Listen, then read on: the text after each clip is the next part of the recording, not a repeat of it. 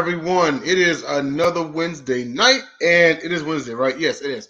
And this is the Pundits, right? Well, we are live, and this is the Pundits Pundit. Thank you, everybody, for tuning in.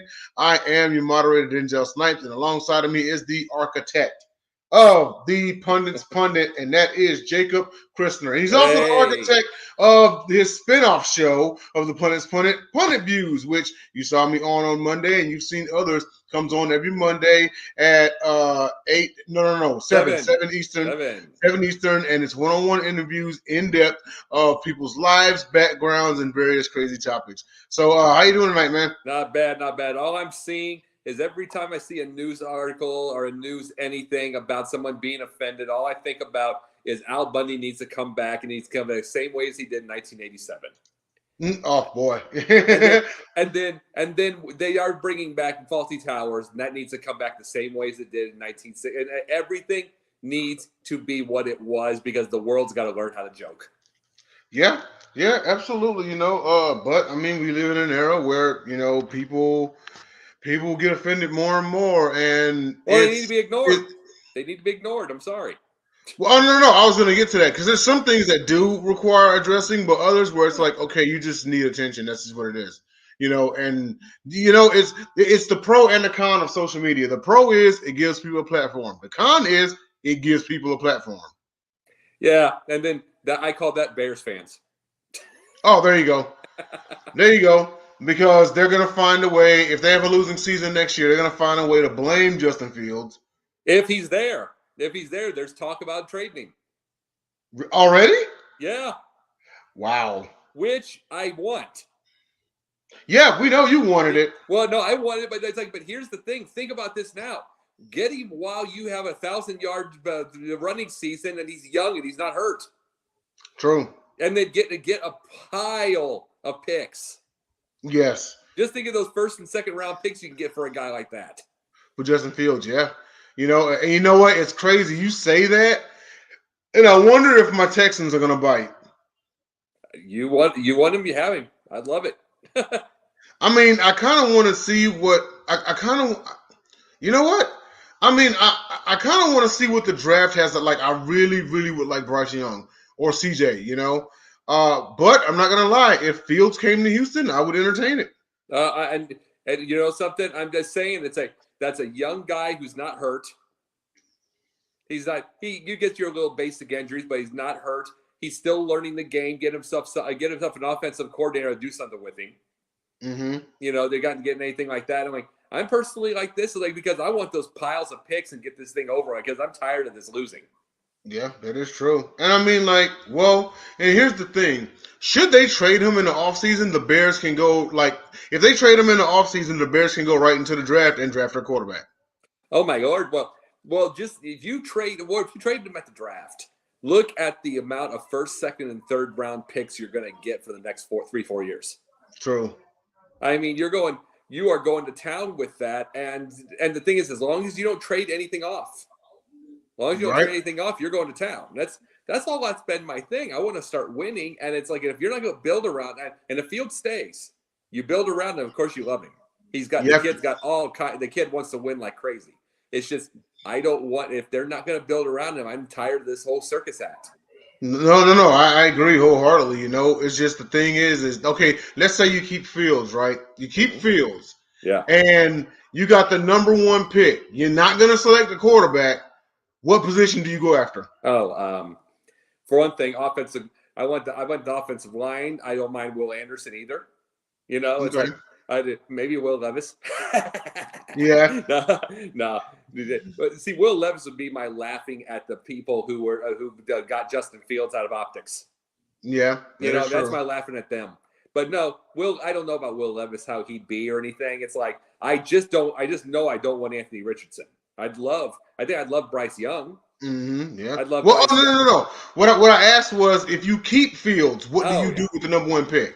Oh, it has to be offensive line first. Has to be. They're probably gonna go for Will Anderson, but it's got to be the line because he's getting murdered. He's had some of the most fumbles. He has the most sacked, even though he did all that. He's moving around. They're going to get him hurt. That's true. So it's got to be offensive line. I'd almost do the first few rounds just offensive line. I mean, It's like go if you're really that much and everything. If you get yourself a system, go get a T. Higgins. Go get get those guys. Go get yourself a crowd and go get a system and do all that. But until then, if you don't have it, why keep the Fields? Yeah, and running backs got to get healthy too. Y'all lost. Who was it y'all lost down the stretch of the year? Well, yeah, we lost both Monty and Monty and Khalil Herbert. Yeah, and Khalil Herbert. Yep, and Khalil Herbert's he's a pretty all around back. He's a low key all around back. Oh Lord, I'm getting all kinds of likes on Twitter about that here pickles. Oh yeah, the huge dog. I just saw that. The huge. No, I made that because it was actually from somebody at work today. It was actually from somebody from them. We were joking around about it. I showed the thing, and it's like a little 7-year-old girl there, and it's like you can just see her naming that dog Pickles. Oh man, yeah, and that definitely looks like the type of dog where you can't go near that family member without that dog doing something to you. Yes. But I just want to let everybody know that we are on Facebook, YouTube, and Twitter. So if you're catching us on any one of those platforms right now, well, just know that you can catch us the other two. Shout out to Jenn Matthews-Lewis. She's kind of recovering. She had a long week out there in Arizona. Shout out to her, Super Bowl coverage, and shout out to she was awesome. Yeah, absolutely. If you got Jennifer Matthews-Lewis on Facebook, or on Twitter, please feel free to follow her and go look at all the pictures, the interviews that she took. She did an amazing job out there. So shout out to her. Shout out to Scott Morgonrath going through some issues right now, but he'll be back with us shortly. Shout out to you. Hey, Scott, handle your business and come on back when you're ready. And so with that being said, let's go on to our first topic. And that is, actually, you know what? I kind of wanted to do this one first because it's been kind of put away for 2 weeks. You bet. Yeah. And that is the WNBA players' call for chartered flights. Yeah. We were trying to get it for Jen, and then she got tired, so it's like I can't put it away anymore. You know what I mean? Yeah. No, I understand. We can always do a part 2 when she comes back. Sure, absolutely. We do this all the time anyway. Oh yeah, absolutely. But go ahead, lead it off, man. The thing about it is they can't get themselves the pay that they want, which is understood, because they don't get wages. You remember that there's no real revenue stream in WNBA. NBA finances it. No real revenue stream. So see, and the thing is, you've heard me say this. You don't want them to try to get the wages of, say, a LeBron James, Kevin Durant, James Harden. They don't have the money for that. Mm-hmm. Ray J said it himself. Ray J Lynn has said it himself, and he's correct on that. But what I'm saying personally about it is the whole situation with the prison, the prison and in Russia. Mm-hmm. The whole situation with that says to me, I don't want any more of our girls going there. Right. I don't want them going anywhere and getting this kind of risk again. And I mean, going and getting this risk again, and it's like. What happens? They go there because they're getting paid. It's like the average, I would say, is probably about $90,000. One of the highest paid is $225,000. It's like, why can't some of the higher pay? I mean, here's the deal with I say. Even though you're trying to get something like this, why couldn't at the most be $1 million? For the best. For the best ones. Why could not be $1 million? That's just the thing I'm saying. Now, mind you, there isn't the revenue. I get to that. But and then they're looking for, at this point in time, I wanted to ask you this. Mm-hmm. Where do you think they could go as far as the highest wage before, $1 million sounds a little off if they're the highest is $225,000. So I would like to see it, but where do you think they could go without a risk, without a problem? Australia, Europe? No. I'm talking about wage. Oh, wage. Oh, Jesus. Without an issue. Equivalent to American dollars, an extra $100,000 wouldn't hurt. Yeah. Now that we're talking about charter flights. Mm-hmm. The biggest thing about this is the fact that is this a WNBA or NBA's decision or the owner? Or the owner. And they said the biggest thing was it's one thing when that's the biggest deal. This is the thing I'm asking. It's one thing when the Atlanta Dream switched. You remember it was Loeffler, and then they switched to owners. It's what you would know that Loeffler wasn't going to pay for something like that, but now they've got ownership that might do it, and they're still not doing it. Sorry. Right. And it's like, they're still not doing it. And it's like, is that WNBA or is that owners? Because really, what is that saying about the league if the owners who are trying to get the WNBA more recognition, more everything, trying to get the players, protect the players, if they're trying to pay them more, trying to get everything, the owners that are trying to do this, trying to get it out there, and they're still not doing it? Yeah, it's like they're kind of getting in their own way. Yeah, so that asks me, and I mean, that just says to me, really, is the WNBA ever going to have, is it ever going to get any revenue?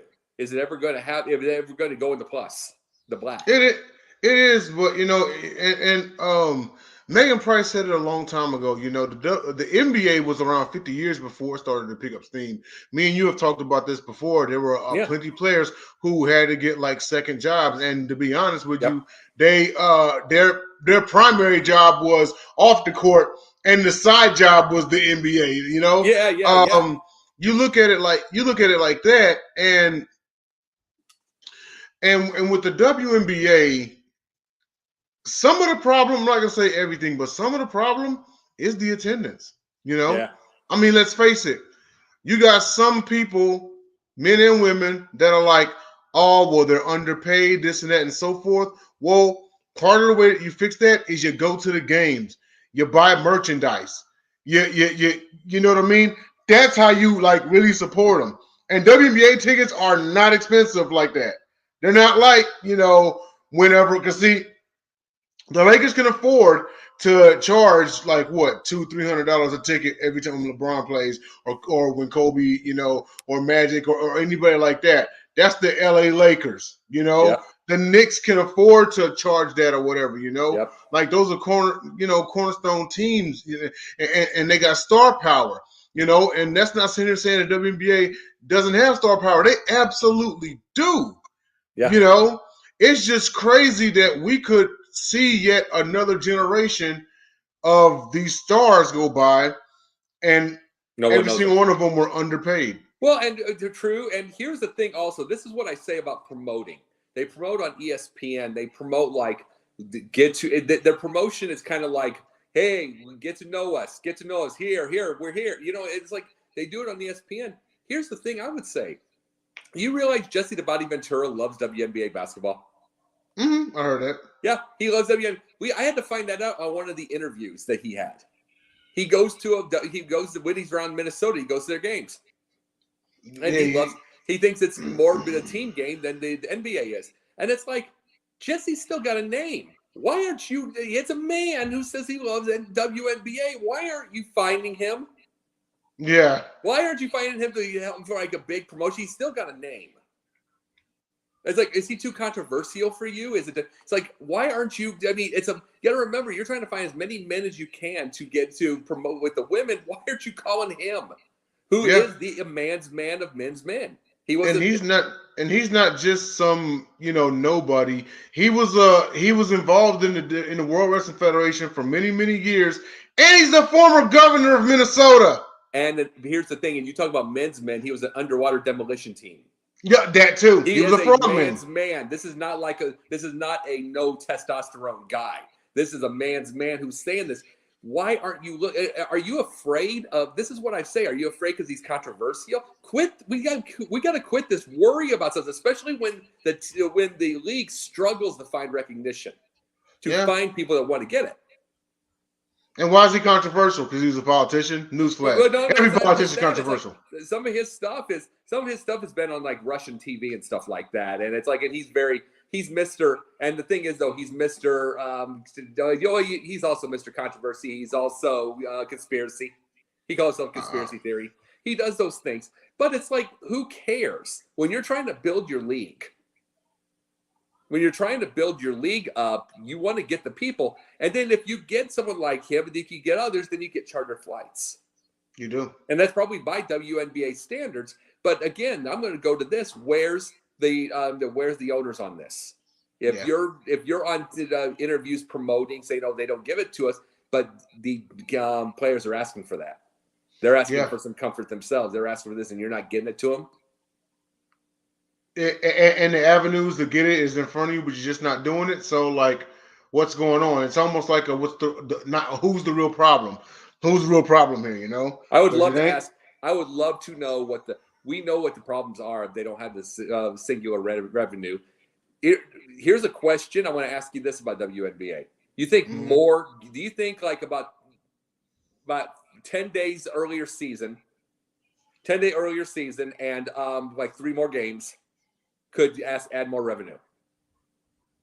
3 more games. 10 days is 3 games. It's possible, but it depends on who's playing who. That's true, but that's what I'm saying. It's like if I'm running something, if I've got a business, if I've got anything, if the WNBA is part of my business, I'm looking for revenue. And you're you're talking about promotion, you're talking about ad style, you're talking about ads, you're talking about all that kind of stuff. It doesn't get the same as the NBA, but it's like if you're getting all that, it makes things a lot easier. Yeah, that is true. You know, now also at the same time, playoff expansion. What are the playoff? Now, mind you, I'm talking based off of business. I don't watch a ton of the games. So tell me what's the playoff thing right now? What's the playoff tree right now? It's different from the NBA. You know how the NBA has 8 per conference? Yeah. In the WNBA, it doesn't matter which conference, East or West. The top 8 in the league are in the playoffs. So for example, I think the year the Chicago Sky won it, 5 from the Eastern Conference made it, and 3 from the West made it. So it could easily be all 8 from the East. It could. Do you know something? Do you think that would work in the NBA? Oh, hell no. Right. Hell no. You're leaving too many. Well, first off, the WNBA doesn't have as many teams. However, to answer your question, no, it would not work out. You're leaving out too many teams. You leave out too many teams that do good and they miss the postseason. Well, now we got to miss out on Jokic in the playoffs. Well, now we got to miss out on such. Well, they miss out on the winning second records. round of Jokic. They miss out on the second round of Jokic all the time. Well, yeah, that too, you know. But yeah, it would essentially be like, well, they had a winning. We couldn't see such and such in the playoffs, and they had a winning record. It'd be kind of like you remember when the Pats won 11 games and missed the playoffs with Matt Castle? It'll be like that.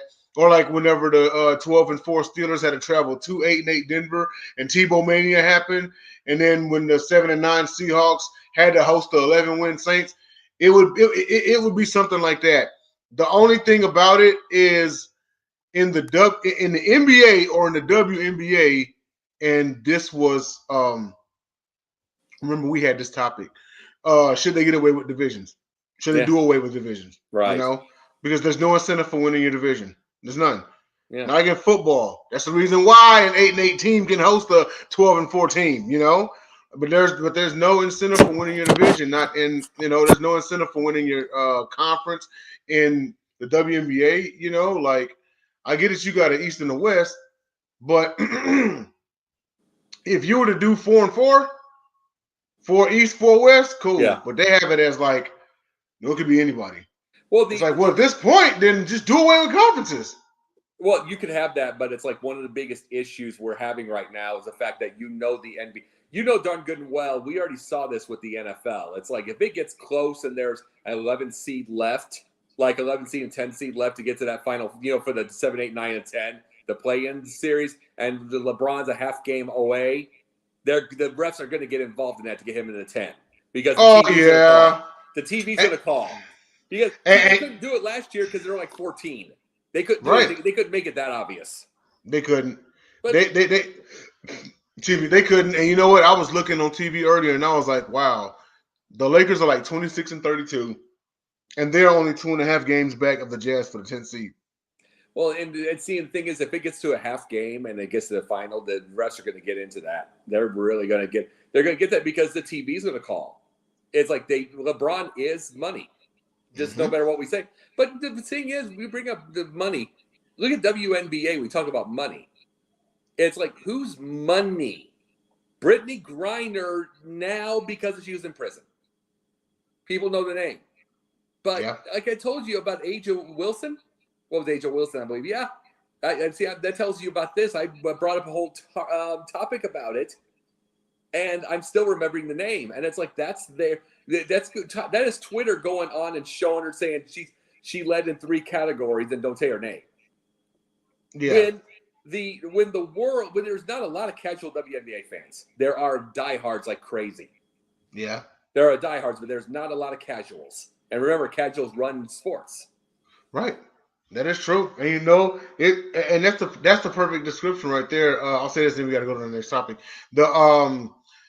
Is either you're like a hardcore, like, you know, one of ours, Megan Price, or you're just not really a fan at all. You might peep it every once in a while, you know. I'm shocked if I wouldn't be shocked if Megan Price didn't work for a WNBA team one day. I'm serious. Oh, she knows her stuff. I see it happening. Yeah, yes. I'll give it about 2-3 years. But but we do have to move on to our next topic. This one here was interesting though, because so Diamond Sports Group files for bankruptcy, which marks the end of regional sports. Yep. This reminds me of, like, you know, and we talk about this all the time, the 1980s professional wrestling boom, how like every region was kind of, or every promotion was coming out with MSG, a promotion. The Spectrum, you know, Spectrum, Philadelphia, Spectrum, Philadelphia, Boston's. You had all those. Chicago, everything. Atlanta, you know, like when NWA was a regional like promotion, Atlanta, you know, and then and that's the reason why, you know, back in the 90s, WCW was called Down South, and WWE was called New York or Connecticut. Yeah. Because they had the Northeast. But this one right here, it reminded me of that, you know. But also, you know what? It could be a case that Diamond Sports Group overstayed their welcome. I mean, that's Sinclair. It is Sinclair, and then the biggest thing about, I mean, that's the thing, Sinclair. See, Jim Cornette actually brings this up because I've listened to a bunch of his stuff, and he hates Sinclair because they screwed him over Ring of Honor. They screwed him badly because Sinclair paid $8.1 billion for all those networks. Oh yeah, and it's like, but they wouldn't give a dime to Ring of Honor, which I cannot blame him for all of his rants. I can't blame him there, because the one big thing about Cornette is he loves taking on small things and building it up. Yeah, but even he knows you need money. Mm-hmm. Even he knows you need to have a certain amount of money. If they're not giving it to you. And what they were doing, especially if it's Sinclair and everything, what more they could have done. That's the one thing he's always admitted. He can't stand WWE in a lot of ways, but he knows their production is just top notch. It's movie quality. Yeah, absolutely. But the thing about Sinclair is, really, they were the last savior. I'm not saying they were going to save it. They were just the last chance. Because when we were growing up, WGN, the Cubs, TBS, and you grew up in Houston, right? Yeah, of course. Yeah. But we got those channels. We still have them now. Yeah. TBS was Atlanta. MSG, New York. MSG is still around, but that's just about it. Right. It's like, but it's like, even 10 years ago, TBS got off of, like, you know, the Superstation thing and just got off of baseball. That was just about the end. 5 years ago was the end of WGN. 4 years ago was the end of the Cubs. Mm-hmm. That was the end of that, and the White Sox. And it's like, then they got to remember, they made a marquee sports network for the Cubs. It's the Cubs' own network. Right. The Cubs' own network, Chicago's sports network. And you have to pay for it. And these are the biggest things. I'll tell you where the regional's dying. And I'm saying this part. The idea of regional in itself. I'm not even talking sports. You know how many farm towns are going broke around the country? I mean, just imagine. Yeah, you got to realize. I look at high schools. I look at high school things from my old day. They called it Industry, for instance. That was a high school name. Industry. I watched one the other day. I just saw a highlight thing the other day. It was called Rushville Industry. All these towns are merging into themselves all the time. They have to. Yeah. They have to stay alive. Yeah, they're merging into themselves. The high school, the town, everything, they're all merging into themselves. These towns are going broke now. Mayberry would be gone if it was real. Yeah, I mean, and I've seen it happen with high school ball because when you are the only, especially in the state of Texas, whenever you are the only high school in your town of like 700 people, what district would you belong to? You got to join with the town next door, and then the town on the other side of them, which has 3 high schools, cool. Then you got to join with this other town that's like 20 minutes away, and they happen to have 2 schools. So you got to think now within a 20, 30-mile radius, like that's one class. Whereas a district here in Houston is like, like way different. We're not having a hop from city to city, town to town, and all of that. But no, to your point, they're doing that. They have to do that around the country. That's for survival. That's simply for survival because they know one of these days, if possible, someone with a lot of money can come and buy them out, and then that's it. And and one of the things I think about is what's this going to do? And this is a political thing, just saying, but we'll bring up to those things. Just kind of, this is what worries me. And we can have debate about it another time, but the thing that worries me about no electoral college, what worries me about it is the idea that if there's no electoral college and it goes to all vote, which if it does, it does. Here's the thing. It doesn't 1 ounce concern Biden. It doesn't 1 ounce concern Trump. They'll just find other ways to get their own way. You know what I mean? It doesn't concern any of the politicians like you would think. They go to the small towns because the vote still matters. The electoral college. True. But that doesn't worry about them. But what's going to happen is the rest of the small towns will merge into, like, for instance, I'm from Quincy, 40,000 people. Okay. My thing is I could easily see Quincy not swallowing it up, but buying these areas, all these farm towns, making their own end, just expanding their area. Quincy literally is the biggest city in your area. Making a bigger city. It's like right now you don't do anything like that because these small towns still have a little bit of a voice. But what could they do that? It's 40,000. You could just go to these. You could kind of swallow these towns. These towns need to go because they need to be part of that for their vote to matter. Of course. That's just my thought process. It's a theory, but it's my thought process. And it's like, and you think about this, and that's the whole thing that's the thing you talk about is like, if I'm thinking about that, what chance does regional sports have? I mean, because, a regional network when people are paying on apps. Yeah. No. That's absolutely correct. Regional everything is pretty much like, like I said, I was surprised that it lasted this long. 2023. Yeah, that a regional anything lasted that long. A regional anything outside of like high school, But I was going to ask you for your end. I wanted to ask you your opinion on that with the small towns. With the small town thing, my main thing is the reason why they're having to join up is for survival. It's for survival essentially. Yeah. And now every now and again you might have like let's take Texas for example, right? Oil is freaking huge here. All right? Yeah. Now you can take a tycoon, right? Let's say a Jerry Jones type, because he was an oil boomer before he was the owner of the Cowboys. Yeah, the Wildcatter. I bring this up all the time. Yeah, and he's from one of those little bitty towns. He grew up, his graduating class was like 8 people. Was he like Oklahoma? Wasn't he Oklahoma? Arkansas. Thank you. Yeah. You take somebody who's from one of those small towns, they get into the oil business, and then 20, 30 years later, they're like billionaires. And oil can absolutely make you a billionaire. Absolutely. Story I heard about this. First black woman millionaire was because this is the funniest story. During the times when they were trying to get the quote unquote the black family out of the way, to get them the crappiest farmland whatsoever. They try to get them the crappiest farmland. They get them out in the middle of nowhere, get this crappy farmland. One day they're digging, the lady digs, and there's oil. Yep. And that's how she got rich. And that is how she got rich. They tried to get it back, and of course it's hers. Nope, it's all hers. You know what? I read that story a long time ago. I have to look it up again. Didn't they kind of screw her over also? She should have had more money. They were always of course, gonna do that. But I'm like, she became that. I mean, but I'm just saying though, it's like you have to just think how they thought they get one over on her, and then she's looking just to get some crops one day, and there's oil. Hey, this is what I always say. Just stuff like this is why God has a sense of humor. Yeah, I'm gonna show you, you know. But back to what you were saying, like, you know, with when you take a dude with a lot of money, right? Yeah. And a Ted Turner, who can make a conglomerate. A Vince McMahon, who can make a conglomerate.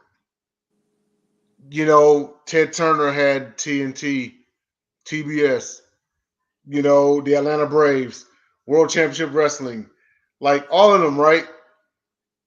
When you take a billionaire and they can make a conglomerate, they can buy up like several regional territories and then form like their own league. Like, okay, I know we're not everywhere in the United States, but we're no longer just like 3-4 states anymore. We're no longer like 5 states. We're covering like, you know, 30-35 states now. You know what I mean? Yep. And as long as we have cities and teams in every corner of the United States and some places in between, that makes us national. It's not like we're a West Coast league, you know? Yeah. Oh, we just got California, Nevada, Oregon, Washington. They cool. Okay. It's not like we're like New England region. Oh, we got Vermont, some of Boston, you know, Maine or whatever. Okay.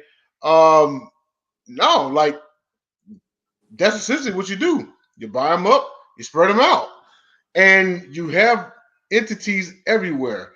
And whenever you get somebody who's got that kind of money, they can absolutely do it, because when you're worth about $2 million, you might get some people talking to you. When you're worth about 200 million, you get a lot more talking to you. When you're worth 2 billion, everyone talks to you and everyone listens. Would you want to see regional back? Do you think it has a chance? I'm going to answer that in a minute. But would you want regional back? Oh man, regional has about as much chance. I know you don't drink, but regional has about as much chance as wine coolers making a comeback. I don't drink, but I know what wine coolers are. There you go. but no, I mean, gray hair says you have experience and no one thanks. No, but no. Here's the thing. This is what people don't understand. There are people that will go on to YouTube and say, "I wish we had this. I wish we had this. We had this." This is what they don't understand when they say something like this. You know, it's like, oh, it'd be so much easier. This is what they don't understand. You have, remember, I'd say the main regionals ended 5 to 8 years ago. Let's just say 8, okay? Now, you remember, I said I'm surprised Diamond Sports lasted this long. Yes. But I'm like, they ended the main ones like the WTBS, the all that kind of stuff, you know, WGN. Let's just say 5 to 8 years ago, 8 years ago. During that time, there was millions of kids born that are now 8 years old. Mm-hmm. All they literally grew up with a tablet in their hand. WWE Network started 2014. It is going to be 10 years old soon. It's going to be 2000. It is going to be 10 years old next year. The WWE Network, crazy. And it's on. But I'm just saying, there are people that's all they. You give them a tablet. They grew up 8 years ago. You give them a tablet. You give them everything. All they see is an app. Yeah. What can you do? You can't go backwards. No. You can't go backwards. It's like you get there are some small towns. I brought this up a few years ago. Now it's starting to happen. There's small towns that are getting electrical things in there, like 50, 60 electrical things around their town. Mm-hmm. They have to move things. It's like we can't go backwards. Do we still need oil? Of course we do. But we need to think about what solar is, what everything is, because everything's moving. Everything is all that kind of stuff. Regional was fun for its day, but it was also 30 channels. Yeah. 40 channels. Now you can't go back to but when was the last time we saw public access? Oh shoot, it's been yeah. And you know what? It's crazy you're mentioning this, because I said, and this is just me, I said in the next 5 to 10 years there are 2 things that are going to be obsolete, no more. Yeah. Movie theaters and cable television. Yep. Because you look at it like this, as far as cable television goes, before you continue. Cable television, let's say someone is paying $95 a month for cable, right? Yeah. That's not including the pay-per-views or anything like that or whatever. Let's just say $95, all right? Yep. but they only watch about 10 channels. 4 channels, maybe 4 or 5. Or even 4 channels, Yeah. If those 4 to 10 channels all have subscriptions, if they all have apps, they're going to be saving money. I mean, let's just say, a subscription. You want the bells and whistles? No, just the basic. I just want to watch my comedy or whatever. Oh, okay. Shit, it's $4.99 a month. Yeah. Compared to $185. Exactly. Yeah. Cable TV's going to be obsolete. Or Sling. Sling's $59 at the most. Let's see. YouTube TV $64. It's probably going to go up to $100 now because of NFL.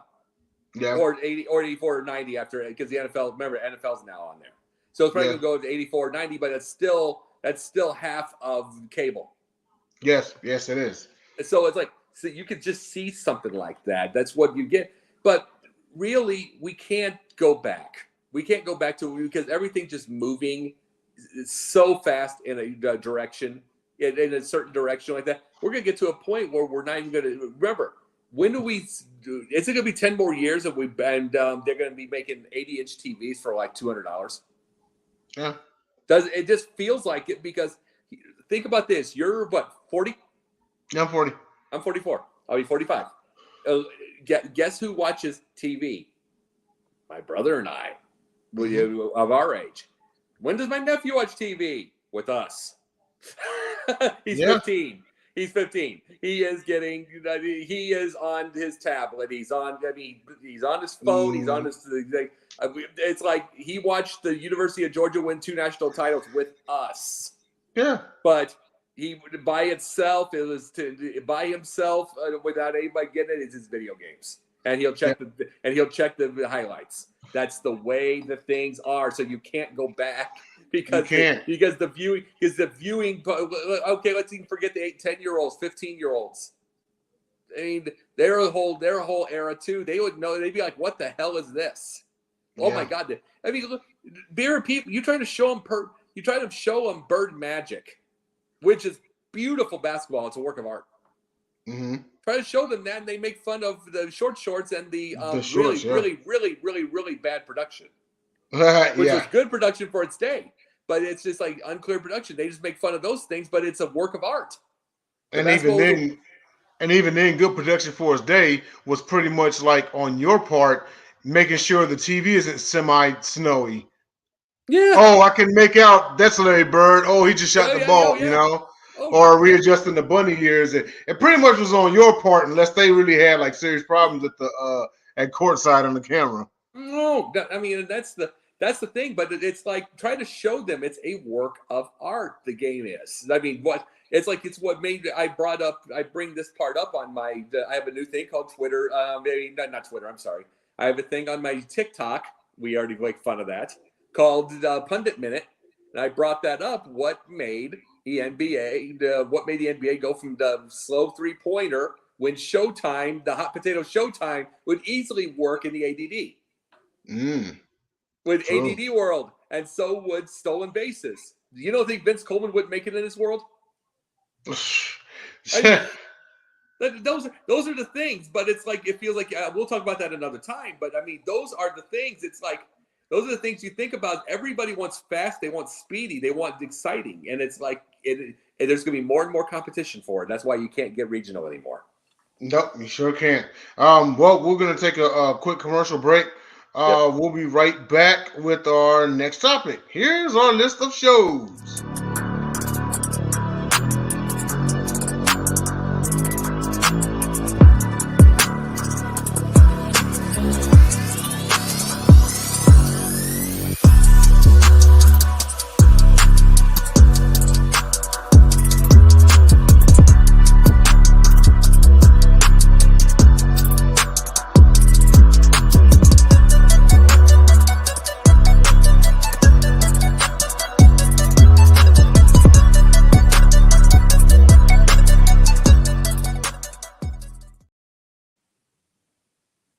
And we are back on the Pundit's Pundit. I am here with Jake the Pundit. You can find him at Jake the Pundit on Twitter. I am Denzel Snipes. You can catch me at Nelly Nell 13. And also, I'll just run it here at the bottom here. Where is it at? Here we go. And also, don't forget Jenna Cheryl, the professional fan, on Twitter as well. And also to reach Scott, he's at South Florida Tribune. And now for our next topic, our third topic, and that is the legend. Well, he's a legend, all right.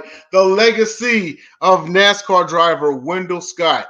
For those of you all who don't know who he is, he was a stock car driver for NASCAR. He was one of the first African-American drivers and in NASCAR and the first African-American to win in the Grand National Series, which is NASCAR's highest level. He was inducted into the NASCAR Hall of Fame in 2015. The first black driver to win a race at NASCAR's premier level. He won at Speedway Park in Jacksonville, Florida on 1 December 1963.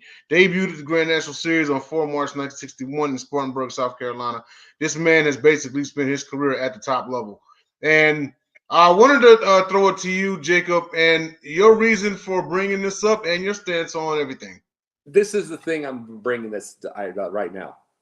This topic would have come in January, in March, in April, in May, in June, in July. Keep it going. We don't do Black History Month. We do History Year. This is history. I'm not doing this. Just happened to come when I was looking into something up. This isn't a Black History Month thing.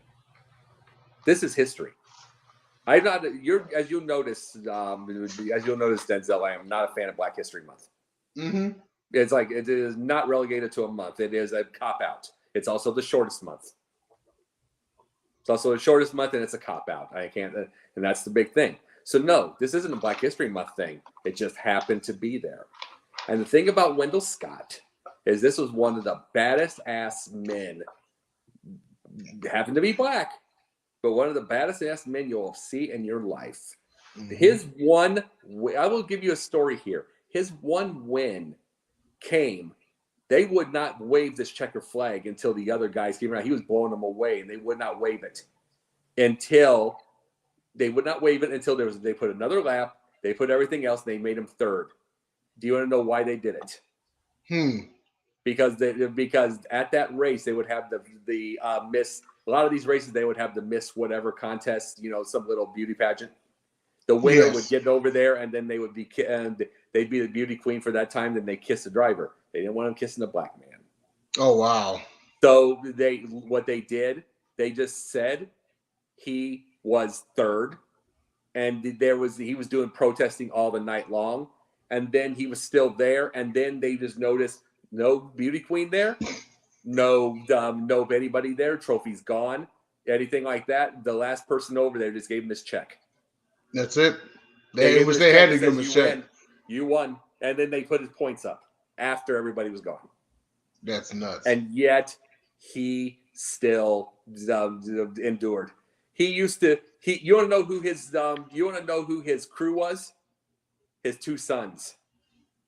All he had. He did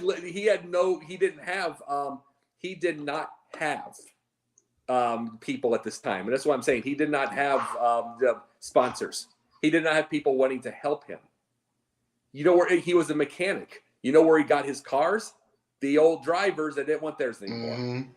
As a matter of fact, his mechanic skills he learned in the Army, if I'm not mistaken. Yeah. Oh no. You want to know who he also was? He was also a bootlegger. Yes. He was a moonshiner. He was a moonshiner, and he outran cops, and he did all his stuff. One of the times he outran cops, he came home so he couldn't get stuck, and then he was the mechanic, so he pulled he got out of the car, got the engine out of the car in the meantime, and then the cops were after him, and he was on a chain, and then the judge said to him when they arrested him, "Wait a minute, how do you know that was him if the engine was on the red tracks?" And they're like, "Make sure you have proof of this next time." Oh wow! That's then crazy. He was able to just do. No, he used to when he cut himself, he would use axle grease to close it. Ooh! This is a bad boy. This is a bad boy. This is a tough guy, and And the thing was, this means when he had to go to the pits, it was his two sons, little sons, that were helping him. And it was his two little sons, and and then he would help them go get tires on if they had to go change tires. Oh, wow. He'd get out of the car to go do it. But here's the thing. There's a reason I bring all these up. When you get a world where the media is looking for bait, for race bait, looking for it, and it's like they're looking for hate. There's already hate in this world still. Real hate. We already see it. We already see it every day on the news. We do see real hate, real racism. You know what I'm saying? Yeah. Let's announce that, okay? But when we're making things up to get shame, when we're making things up, when we had the whole thing with the NASCAR thing a couple of years ago with the garage rope. Oh yeah. When we had that, do you think that compares to not getting the next to the not getting the checker flag, not getting next to the model, not getting your thing, getting your money quietly and go? You think that compares? Yeah. And let's face it, the only reason why they paid that man is probably because they were contractually obligated. Yes. Because if they weren't contractually obligated, you think they would have paid him? No. And it's like, that's the thing. It was quiet. It was done. You think the garage rope is in that might look like a noose is compared to literally that. Literally getting called when he go to Atlanta, Jacksonville, Charlotte, that he was going to get killed. Him saying things like, well, if I come back in a pine box, I got to go race. Yeah. You think that compares? No. This is my point on why I say there is no Black History Month. It's history. Mm-hmm. It's history. We happen to talk about it in February. We could have talked about it in June. Yeah. And doesn't mean shut down talks for the summer. You don't shut down. No, we're not shutting down talks. We're not shutting down talks. It's why we talk. We bring up conversations all the time. We know but the thing is, we just have to know what's real. Right. What's real and what's media driven. Let's get the stories out there. I like bringing up Wendell Scott because look what he overcame. He ended up winning. You want to know how? Guess what? 500 races. He was 534 races. He was top 10 140 times. Yeah, 20% of the time in his career he was top 10. Let's see. I think like 13% of the time he was top 5.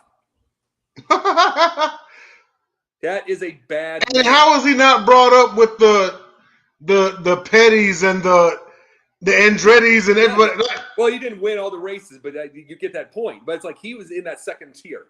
Well, shoot. LeBron didn't win the finals every year. How many years has he been the best player in the world? Yeah.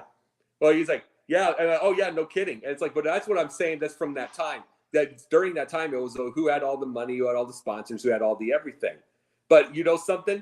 He won. He got those top 10s and top 5s with no sponsor. His boys doing the thing. You're getting there. His boys doing it, doing his crew, changing his tires, doing all that. He won it basically off that. He got all of those with having to take the. And here's the funny thing: they allowed him. He was basically the Dusty Baker of his day, the respected one. He's Dusty. He is like, the crowd. Oh, he's the one black guy. See, he's there, and they respect because he's a good driver. Mm-hmm. So, but it's like you tolerate it. It's like you tolerate. He tolerated because he went to race. He did not cause any problems. He did not go try to. He didn't try to do civil rights or. See, to them that was their thing about tolerating him. He wasn't going in for civil rights. He wasn't doing everything. He was going to race. Yeah. He was going to race. He was doing his thing. They respected his race. They respected his racing skills, and that was that. You know what I mean? But it doesn't mean he wasn't hurt. But it means that's what it was. Mm-hmm. But we give you all these stories, and this is what I try to bring up with media, is why I hate media. It's like a garage rope does not compare to this. These stories need to be told if we're going to bring up that garage rope. Very fair enough. Very fair enough. What'd you say? I said very, very fair enough. Because Yeah. how many people out there really know about Wendell Scott? I wanted to know what you think. I wanted to know what you think of that, what I just said. Well, no. I mean, now, one part of me is always going to think, well, racism is racism either way you look at it. Yeah. Now, also at the same time, because I remember the incident, they said like, oh, well, it was supposed to be a joke and this and that and blah, blah, blah. There was so much gray area with that. But what Wendell went through 100% was no gray area. No. That was 100% no joke. No laughing matter, no anything like that. Like I said, a few minutes ago, the only reason why they even paid that man is because they were contractually obligated. If they didn't have to, trust me, they wouldn't have done it. Nope. They wouldn't have done it. And this is, and you know what? Even transcending, even going past Black History Month, right? Or talking about like Black History all year long. Yeah. Why isn't he brought up in NASCAR history? He should be brought up with the Pettys, the Andretti's, and everybody else. Everybody else that's ever graced it. I'm not a NASCAR fan, but everybody that's ever graced that track and everything. Danica, anybody, anyone who's ever been a legend, and he's not, and why? And you just said it. 20% of his career, he was in the top 10. 13% of his career, he was in the top 5. Yeah. So he basically was the LeBron Jesse Owens of his time period, and no one talks about it. I get it, it's racing, but hang on a second, because we talk about Black-dominated sports, football, basketball. We talked about demographics for baseball. Now, let's face it, NASCAR is white-dominated. So in a historically white-dominated sport, and in a white-dominated sport today, you had a black man out there doing this thing, who was top 10, 20% of his career, top 10, in a white-dominated sport, in the racist United States, the racist Southern United States. Yeah, I know. And these are, and that's the thing I bring.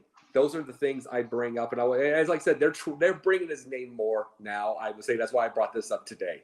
It's more. But you're right. As far as an all-time great, you know how hard it is to be a top 10 in a race? Here's the thing. Knowing most of the time that he wasn't top 10, he probably had a blown gasket. Yeah. He probably had a blown gasket, flat tire. That's it. You know what I'm saying? It's like, he probably did. And it's like, and I'm always going to have I'm always going to have the respect for the Earnhardts and Pettys. Those were some tough men. You know what I'm saying? They were tough men, and they rode tough. But you can't get tougher than your boys are your only crew. And then later, when you wanted to get more crew and you got your buddies, he'd have to hide 2 of them and drive under a wheel well to get them in, because if he wanted to get anybody else, he had to pay for their way, and he couldn't afford it. So they had to hang under the wheel wells and in the trunk to be able to be a crew. If he wanted, later on when he was getting crew, think of that and what you make up. And him having to overcome all that, And you know something? He only died at 69 years old. And this is a guy who needed to be 100 years old and tell the story. Yeah, he died in, I think it was December of 1990. Yeah. But absolutely. I mean, definitely a name that should be brought up more often. Even if you want to go to the context of Black history, name should be brought up way more often than it should. But we do have a few more minutes left. I wanted to cover this last topic really fast. So to those of you all, and this is a non-sporter, but I do feel like this had to have some attention brought in. And that is the incident involving Raven Yates. And those of you who don't know who Raven Yates is, Jacob, you read up about it, right? Yeah, sure did. Okay. So those of you who don't know who Raven Yates is, she's a 31-year-old mother of 3 actually. But she abandoned her 2 children. 2 of her children. One ran away, and the ones that she left was a 12-year-old and a 3-year-old. She's been going around in between Mobile, Alabama, and Houston, Texas, and she's been pretty much living her life, and she's been posting on Instagram. She does like taxes on the side for a living. She sells clothes. She posts 18 plus adult content. She's eating at these nice restaurants. She's eating lobster and shrimp and sipping fancy drinks and everything. And meanwhile, her kids are back in that house abandoned, and all they had to eat was seasoning and dry beans. She's currently still on the run right now. She's been gone for about 2 or 3 months. The father of the 12-year-old actually flew from California to get her, and then somehow they all ended up with the grandmother, her mother anyway. But I say all of that to say this, and I'm gonna swing it on to you, Jacob. And that is, people like to put so much emphasis, time, and attention to Instagram that they make it their reality. They make other people's reality on their reality. I always tell people, don't believe what you see on there, at least not at face value, because Instagram is the king of smoke and mirrors. Yeah. You never truly know what is going on in that person's life. Now, this woman was posting pictures of lobster, shrimp, exquisite dishes, and her kids were left with scraps, dry beans, seasoning. Every now and again, the 12-year-old will call her dad, can you order me some food? He's not knowing what's going on. She just needs some food. Okay, I got it. You know, you never know what that person's got going on. You never know how terrible that person may be. But this is dedicated to everybody out there who's taking Instagram just a little too serious. I want you to look up, and we got like a few minutes left, so don't have too much time to get into it. But just look up Raven Yates, and you let everybody, feel free to come back to this and comment or hit us up on Twitter and let us know what you think. And I dare you to come back and tell me that Instagram is the real deal after reading all of that. That everybody on Instagram is real and what they say they are. Go ahead, Jake. When my parents were married, they were 40. My dad was 42, mom 24. Mm-hmm. Okay. He wouldn't marry a 24-year-old now. I'm just saying, I'm just giving it as a thing. You don't get it now. At 24, she had already been to Hawaii. She'd already done all, her own stuff, had herself a full-time job, living their life, doing everything. She had that even with, you know what I'm saying? Mm-hmm. Even with, they had a set of friends, went on dates, all that stuff like that. It's called being an adult. Yep. And everything like that. And she's much younger, and she was still mature to be able to marry a 42-year-old. You couldn't. There's no way anybody can do that now, unless somebody's like in these farm towns and these kids have these, like a 24-year-old have to work and they understand the maturity. But there's very few of that. And right now, what I brought that up for a reason, because this lady is 31 years old. You would think, by the way, if it was a 12-year-old, means she had one at 19, so she had kid early. But you know something, though? There's just that immaturity to think, I just want to go on social media. I just want to go live my life. See, which is, guess what? If she's doing that, it means that she's getting paid by that site.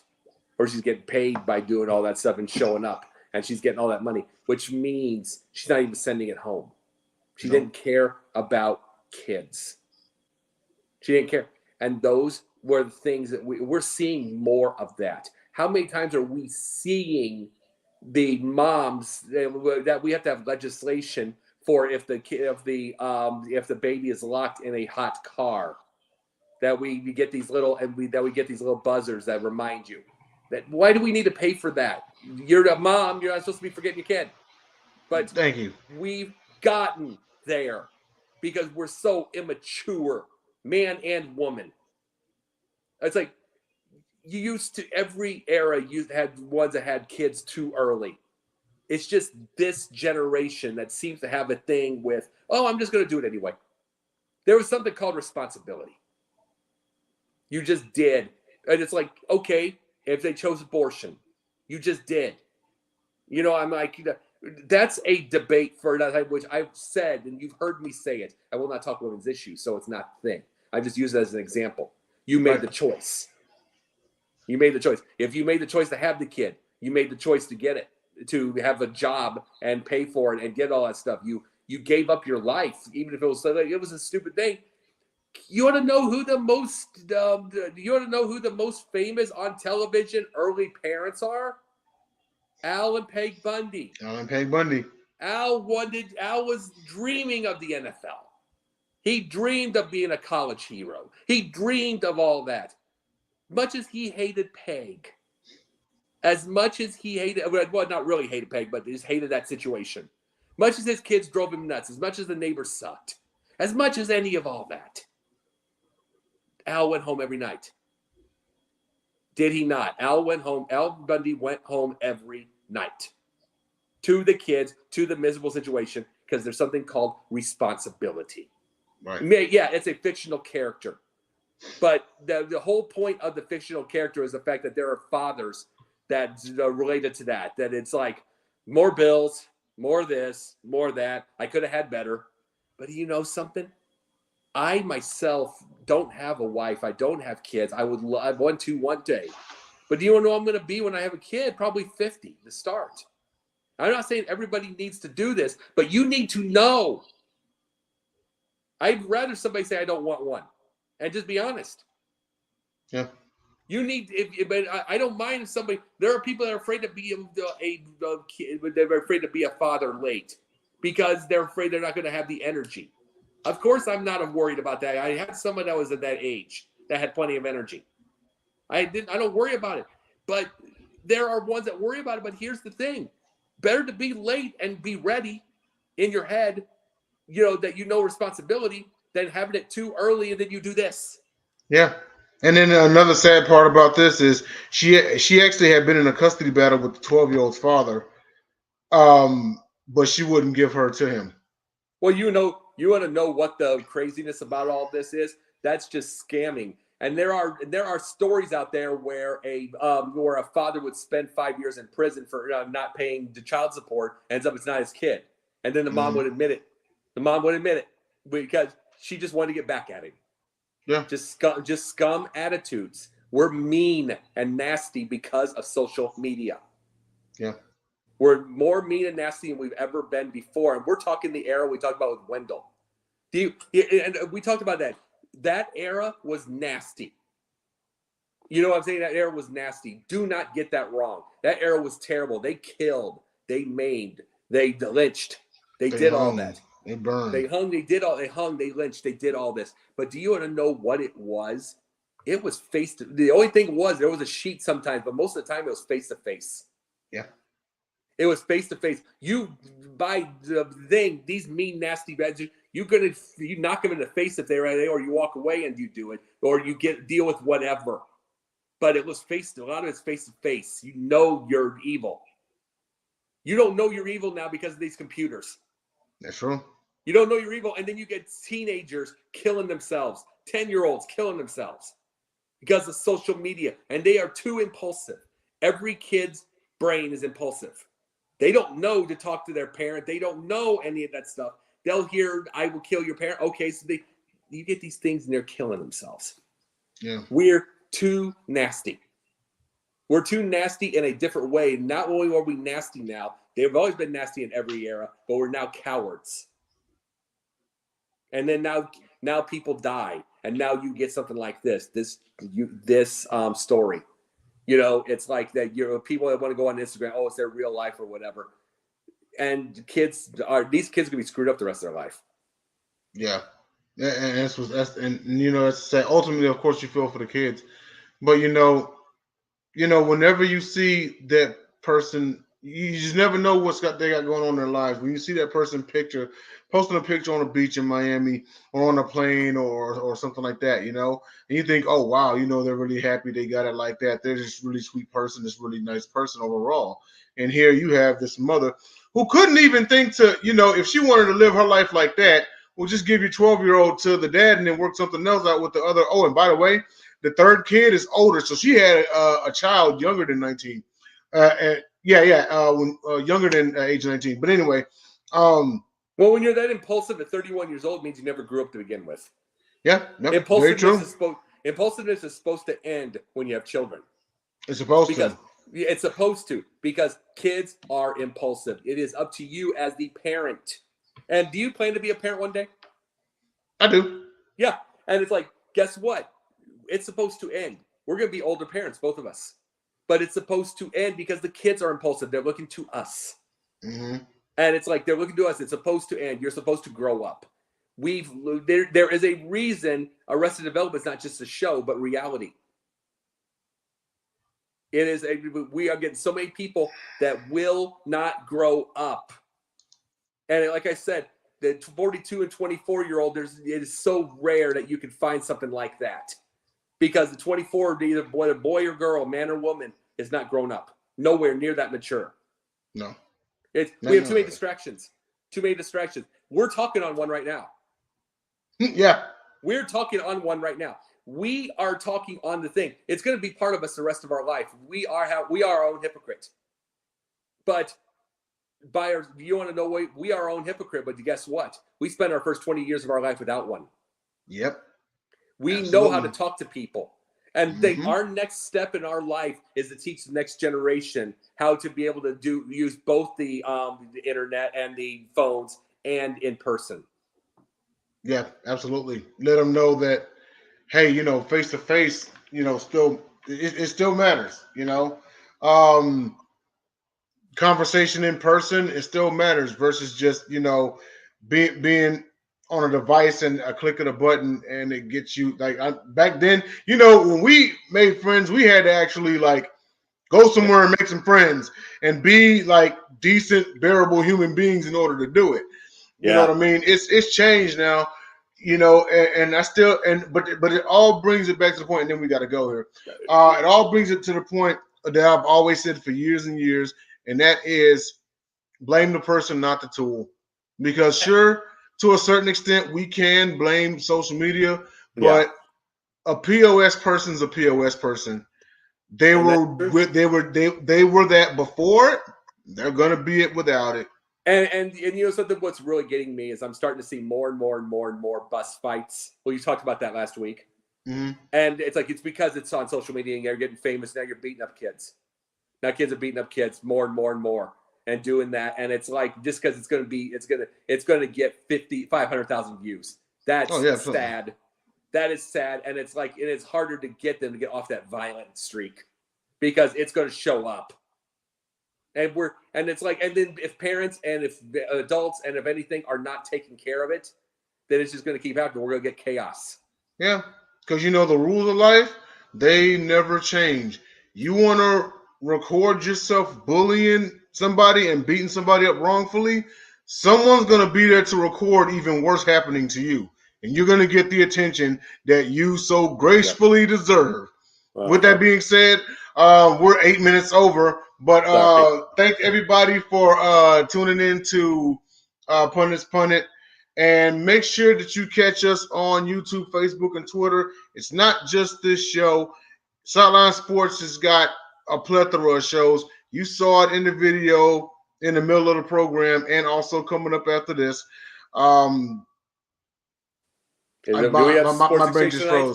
Do we have Sports Exchange tonight or not? I don't think so because Scott is out. Yes. And I don't know I think Sports Arena is coming on. Well, anyway, y'all just check in the Sideline Sports every week, every day, all day. We got a plethora of shows: Sports Arena, Sideline Sports show, 3 Chicks in the Pod, Chicks and Salsa, Pundit Views, the Gauntlet, Confidential will be back next week with also Jacob Christner on there. And Pundit Minute on TikTok now.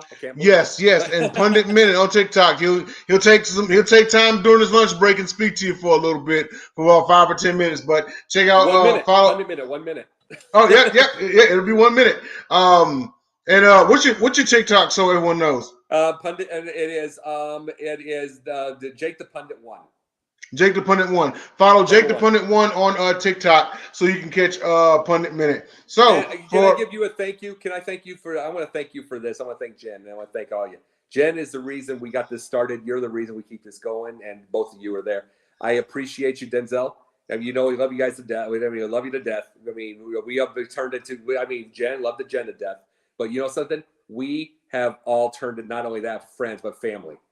Yes. With this, and it's and I really enjoy when we have conversations that we don't have to go to war.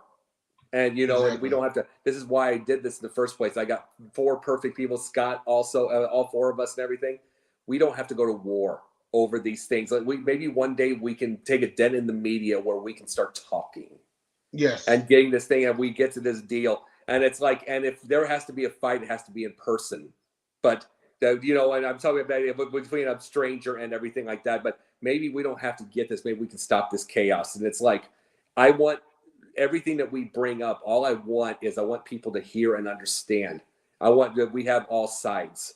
We got to quit. We got to quit taking people's jobs, their livelihoods, their everything just because you don't agree with them. Yeah, absolutely. It's okay to agree to disagree. It's okay to agree to disagree. And with that being said, thanks everybody for watching Pundit's Pundit. We will see you all next week.